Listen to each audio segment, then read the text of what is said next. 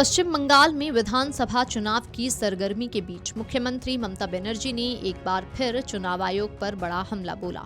मुख्यमंत्री ने मालदा जिले में मतदाता सूची में सुधार यानी कि एसआईआर के काम में लगे न्यायिक अधिकारियों को प्रदर्शनकारियों द्वारा घेरे जाने की घटना पर नाराजगी जताई। उन्होंने आरोप लगाया कि आयोग अपने अधिकारियों की रक्षा करने में पूरी तरह नाकाम रहा। ममता बनर्जी ने मुर्शिदाबाद में सागर दिघी में एक चुनाव रैली को संबोधित करते हुए ये बातें कही। उन्होंने कानून व्यवस्था के बिगड़ते हालात के लिए सीधे तौर पर चुनाव आयोग को जिम्मेदार ठहराया। ममता बनर्जी ने कहा कि मालदा में 7 न्यायिक अधिकारियों को प्रदर्शनकारियों ने कई घंटों तक घेरे रखा।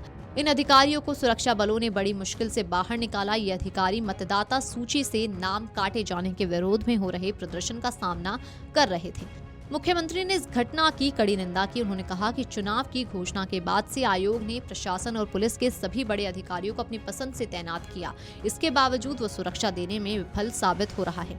रैली में मुख्यमंत्री ने आरोप लगाया कि राज्य के मुख्य सचिव, गृह सचिव और पुलिस महानिदेशक जैसे बड़े अधिकारियों को चुनाव आयोग ने हटा दिया है। उन्होंने कहा कि मेरी सारी शक्तियां छीन ली गई हैं और प्रशासन अब पूरी तरह आयोग के हाथ में है। ममता के मुताबिक उन्होंने अपने राजनीतिक जीवन में ऐसा चुनाव आयोग पहले कभी नहीं देखा। उन्होंने आरोप लगाया कि आयोग कानून व्यवस्था को नियंत्रित करने में पूरी तरह असमर्थ है। मुख्यमंत्री ने भाजपा पर गंभीर आरोप लगाते हुए कहा कि पार्टी बंगाल में विधानसभा चुनाव रद्द कराना चाहती है। उन्होंने दावा किया कि भाजपा की असली योजना राज्य में राष्ट्रपति शासन लगाने की है। ममता बनर्जी ने कहा कि भाजपा में सांप्रदायिक लोग शामिल हैं और कुछ ऐसे ही लोग अब आपके बीच भी घुस आए हैं। उन्होंने जनता को आगाह किया कि राज्य के लोकतांत्रिक ढांचे को कमजोर करने की कोशिश की जा रही है। दरअसल पश्चिम बंगाल के मालदा में गुरुवार सुबह एक नया विरोध प्रदर्शन शुरू हुआ। इस बार पुराने मालदा ब्लॉक के मंगलबाड़ी इलाके में प्रदर्शनकारियों ने कहा कि वैध दस्तावेज होने के बावजूद उनके कई नाम मतदाता सूची से हटा दिए गए। गुरुवार को रात में कुछ घंटों के लिए खोले जाने के बाद राष्ट्रीय राजमार्ग संख्या 12 को फिर से अवरुद्ध कर दिया गया। प्रदर्शनकारियों ने टायरों में आग लगा दी और सड़क को बांस से अवरुद्ध कर दिया। स्थिति पर नजर रखने के लिए मालदा पुलिस स्टेशन की पुलिस टीमों और सीएपीएफ के जवानों को नाकाबंदी स्थल पर तैनात किया गया।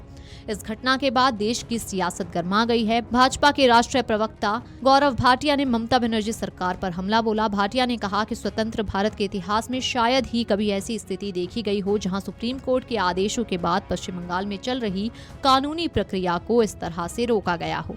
उन्होंने कहा कि कोई सोच भी नहीं सकता था कि ममता बनर्जी की सरकार में कानून व्यवस्था की हालत इतनी ज्यादा बिगड़ जाएगी। Video desk amarujala.com। अगर आप ये वीडियो YouTube पर देख रहे हैं तो हमारे चैनल को सब्सक्राइब कर बेल आइकन दबाएं और Facebook पर देख रहे हैं तो हमारे पेज को लाइक करें।